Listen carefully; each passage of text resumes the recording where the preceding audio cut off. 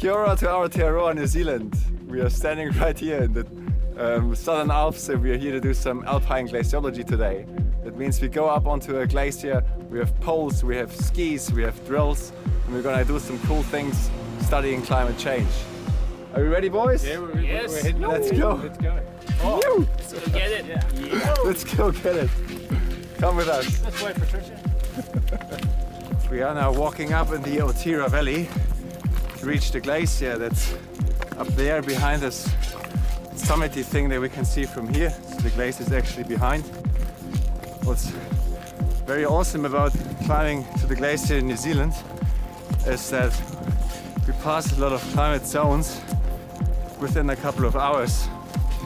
So with altitude here, the landscape will change drastically.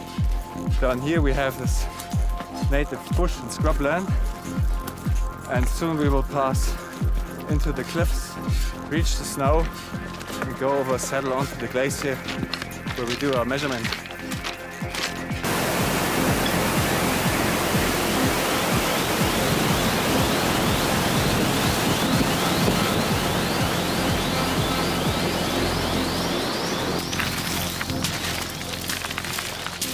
The choice about field work.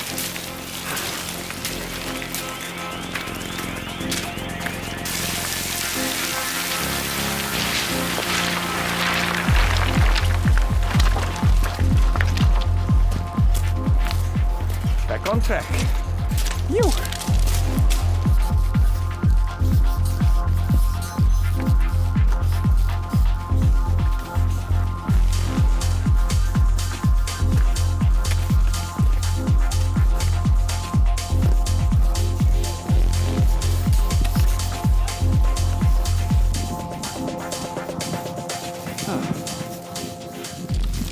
Just arrived at this tarn here with some liquid water.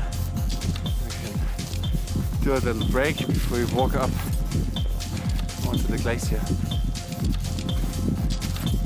How about some lunch, boys?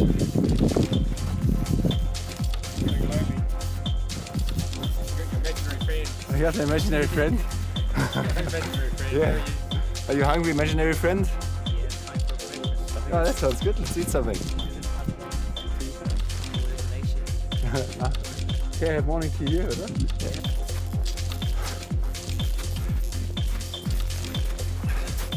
Almost there. Just the last steep bit before we go over the shoulder up there. Can you see it? Where the other two guys are heading to? Just above them, through the rocks. This is where we can then drop down onto the glacier into a little basin where it's protected from the sun, but it also gets a lot of solid precipitation from the glacier. Almost there.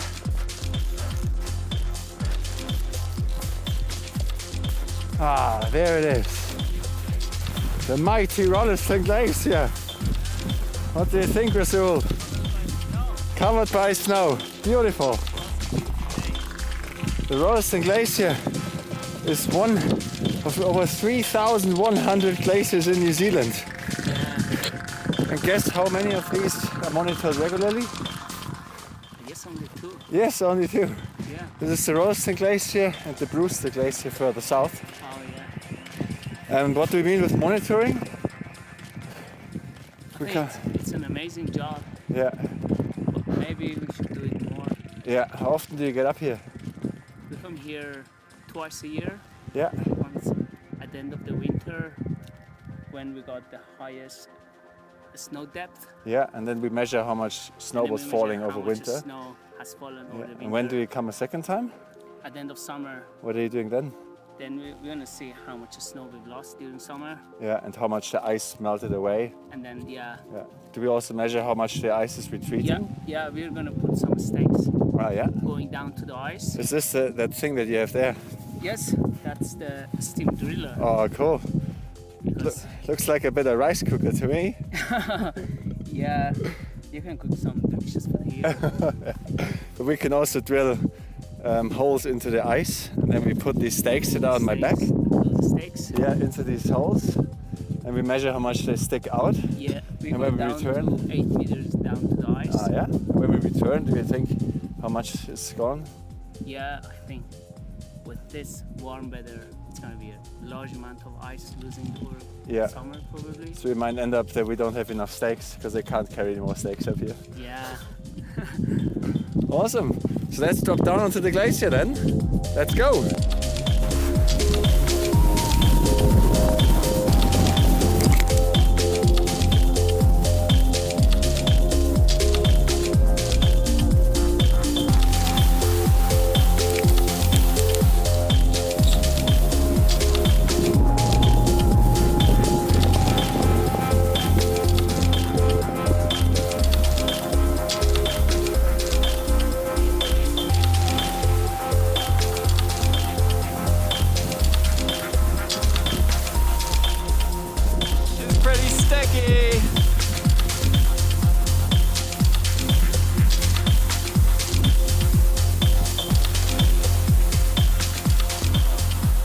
We just had lunch, and after lunch we dug the snow pit here. We dig the snow pit to get density profiles with depth. But a snow pit in itself is like a book that you can read. I'll just leave you here for a second. Oh. But instead of having the pages side by side, we have the pages layered up with the newest chapters on the very top and the oldest one on the bottom. And as you can see here, there are several layers in the snow. We have this top layer with very white, crystal clear snow, which is from the recent snowfall events from last week, I reckon. And down here we have spring snow. So this is snow that's been exposed to the sun for a little bit. It melts, refreezes. And down here there's this ice layer, can you see it? It goes all the way around. And this means that the snow was exposed to the sun for quite a long time, so that a lot of snow could actually melt. And the meltwater percolates into the snow and freezes up it again. And this is how you form these ice lenses here. And this is very interesting to interpret the entire profile. The profile itself is done like this. We have these little tubes here, and I just measured its length and its diameter, and with that I can calculate its volume. And when I know its volume, I can just push it in the snow. That's how I do it. So I just put it on top, then I hammer it in.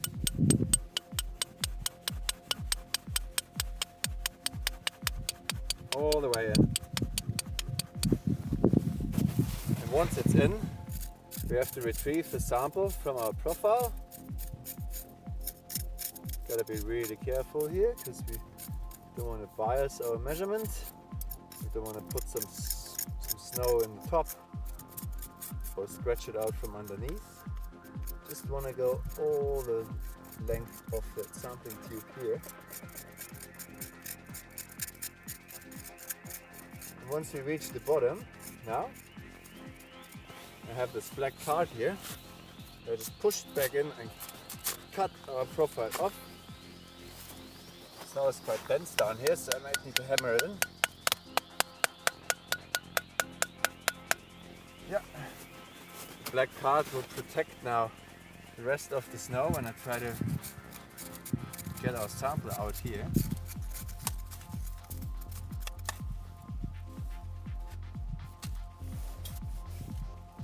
This is now our sample.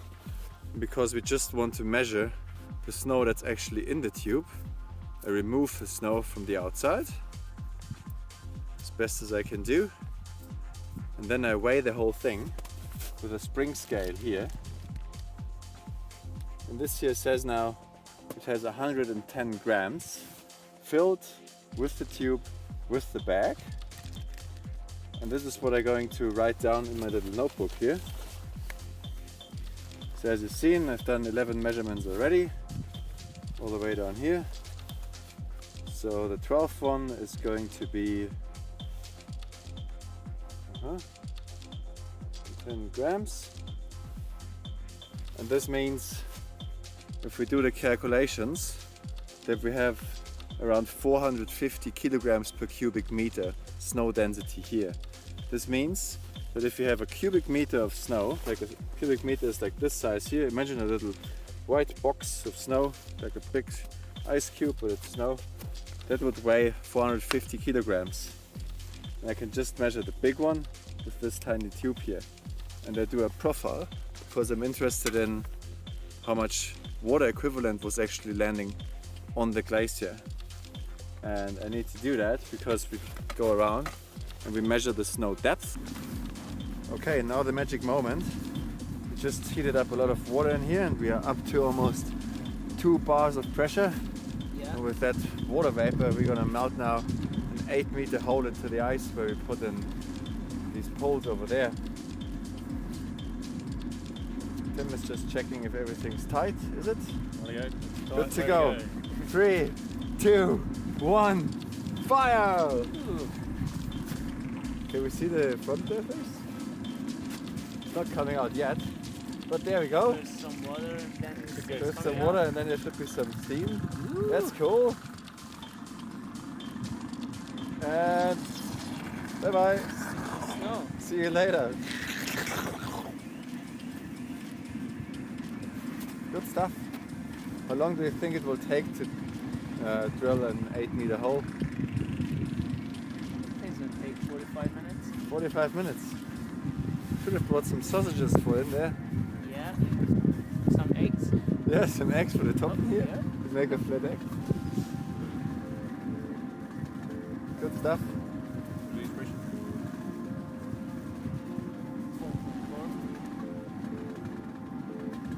Okay. We need to warm up the gas.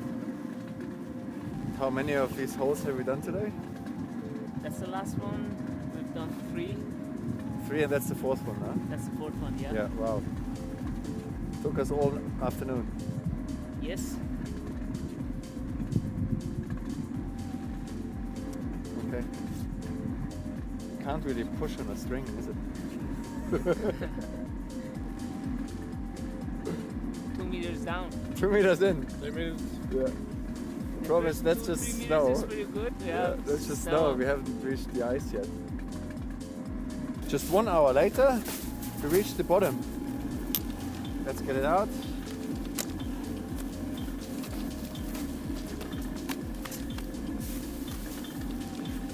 Okay, I'll hold that. What was the deal with it?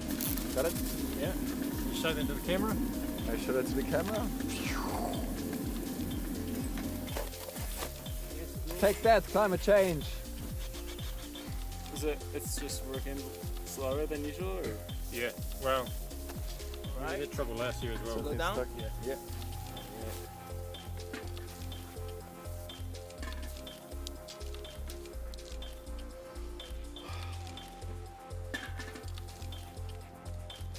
It's nice and warm. Do you have cold hands?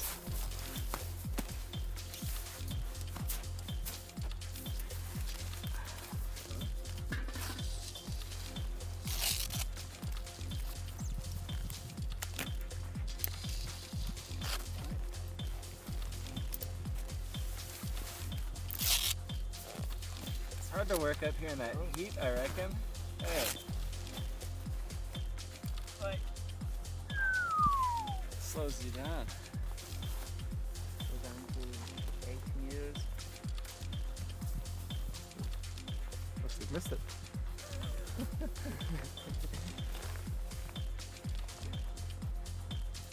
Is it more than 8 meters?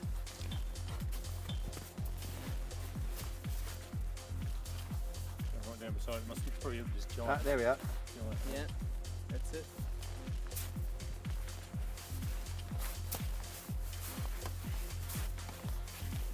Alright, let's get out of here. Good stuff. So, how do we get down? Push it off. Watch your face. Okay, Old Mate Forest here is going to measure how deep the snow is. So, let's go.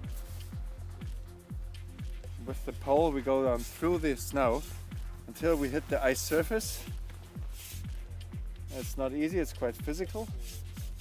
You have to go through some layers. We were talking about layers earlier already in the snow pit. Yeah, go through them. What do you think? Is that the ice surface? Yeah, looks to be 4.35 meters deep. Oh my god, that's a lot of snow. Do you think that's gonna make it through the summer? Probably not, eh? Probably not. I don't think so. Yeah. So this glacier here normally has no snow by the end of summer when we're here. The only areas where you can see snow is up there underneath these cliffs. And the snow there comes from avalanches from the top. And right now, like you were digging down there to maybe 7 or 8 meters, right? There's almost 10 meters of snow up there. Probably. Yeah, and that's gonna make it through summer. And that snow is being compressed and forms the new ice.